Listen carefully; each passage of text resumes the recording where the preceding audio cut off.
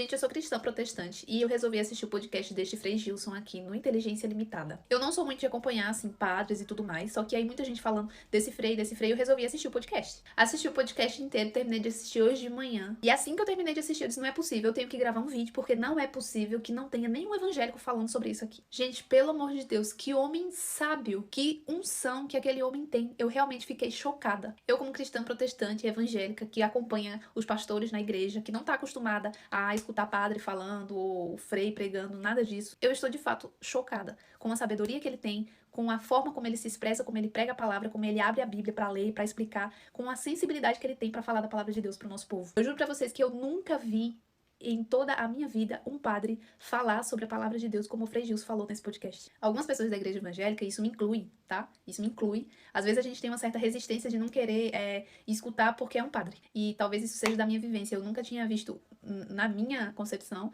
eu nunca tinha parado para ver um padre abrir a Bíblia e pregar e falar da palavra de Deus como o Frei Gilson falou nesse podcast. Como ele está acostumado a pregar. Porque eu realmente não conhecia. Então eu quero deixar bem frisado aqui que eu não sou católica, eu não frequento igreja católica, eu não vou à missa e tudo mais. E eu parei para ouvir o Frei Gilson nesse podcast e eu simplesmente fiquei apaixonada pela forma como ele fala de Jesus, pelo amor que ele consegue transmitir pra gente, o amor que ele sente por Jesus e pela palavra e pelo evangelho. E eu vou falar uma coisa pra vocês, a forma como ele fala de Jesus e como ele prega o evangelho chegou a tocar na minha alma de uma forma que poucas pessoas conseguiram tocar em toda a minha vida. Realmente é algo que eu fiquei assim, espantada com o tamanho da unção que está sobre ele. Então mesmo que você não seja católico, mesmo que você seja da igreja evangélica, o conselho que eu deixo pra vocês é assistam esse podcast, porque é uma forma de aprendizado da palavra que poucas pessoas conseguem transmitir, como ele transmitiu aqui nesse podcast. Então meu recado é pra você que é evangélico. Assista de coração aberto, porque eu tenho certeza que Deus vai falar muito ao seu coração.